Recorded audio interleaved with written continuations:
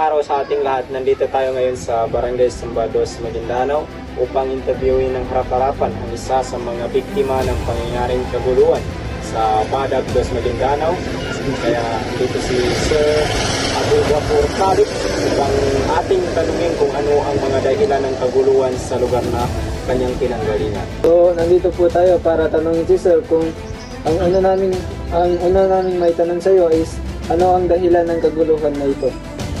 So una sa lahat pinabati ko kayo ng magandang umaga sa inyong dalawa, sir. Ako po si Abdul Ghaffur Khalid, residente umano ng Badag DOS.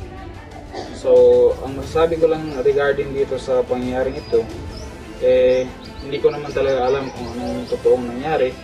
Pero based po sa aking kwento o sa nangyari sa aming pamilya, habang nangyari itong putukan na to, alas 6 ng gabi,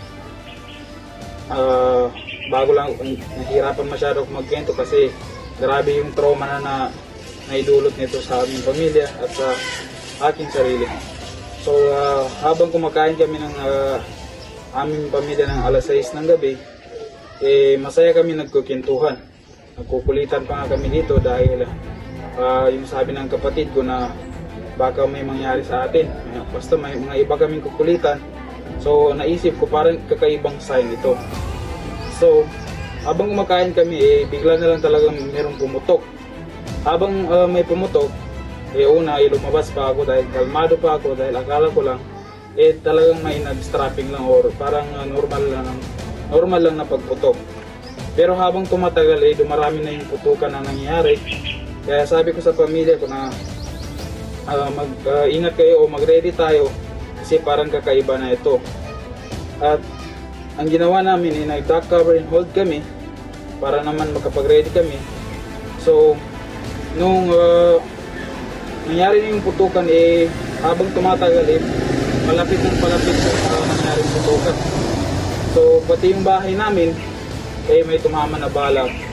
So dito ko na naisip na parang kakaiba na to. Baka madamay ang pamilya. So ang ginawa ko, tumakbo kami. Sinakay ko yung pamilya ko sa payong-payong dahil sobrang takot ko na, trauma talaga ko. Sobrang takot ko, hindi ko na naisip anong ginagawa ko. Kaya naman kung sinakay ko yung pamilya ko sa payong-payong, talagang bumalang tulungan sa takot ng aming bahay at shortcut na kami para makalis sa lugar namin dahil baka kung hindi kami nakalis, nadami ng pamilya ko. Okay. So sir, ito ang pangalawang tanong namin sa iyo. Sino-sino ang nasa likod ng kaguluhan ito o ang putukan na ito? So base doon sa narinig ko na mga kwento o haka-haka na nagkikwento dito sa aming lugar na hindi pa raw napapatunayan kung sino nga ba yung totoong nasa likod nitong nangyari nito. Pero based sa haka-haka nila, nila sa likod daw ng pamamaril na ito sa mga taga-DBS daw ang gumawa nito. Dahil meron daw silang galit or meron silang matinding galit sa kanilang sinugod. Kaya ginawa nila ito. Pero maraming nadamay kahit hindi dapat damayin, nadamay sa ginawa nila. So, ang sunod na may tanong namin sa iyo is sa palagay mo mga ilang tao ang namatay o nadamay sa kaguluhan ito? Based po sa akin nakita, sir, or naobserbahan, sa kabilang panig po wala naman pong nasugatan at namatay. Pero dito sa amin sa lugar namin may 4 po na namatay, kabilang na po doon yung commander na isa. So yung 3 sa mga tao niya. So sa tingin mo sir, wala bang mga civilian ang namatay o tinamaan ng bala sa barila ng dalawang grupo ito? Sir, dahil sa nangyari na ito, kahit yung pamangkin ko, kapitbahay rin namin, hindi naman siya natamaan ng bala, pero nasugatan po dahil po sa sobrang takot. Nasugatan po siya, kumbaga, habang tumatakbo sila, hindi na nila alam nangyayari sa kanila. Kaya, basta, parang pagtakbo, nadapa sila dyan. So sobrang panic rin po.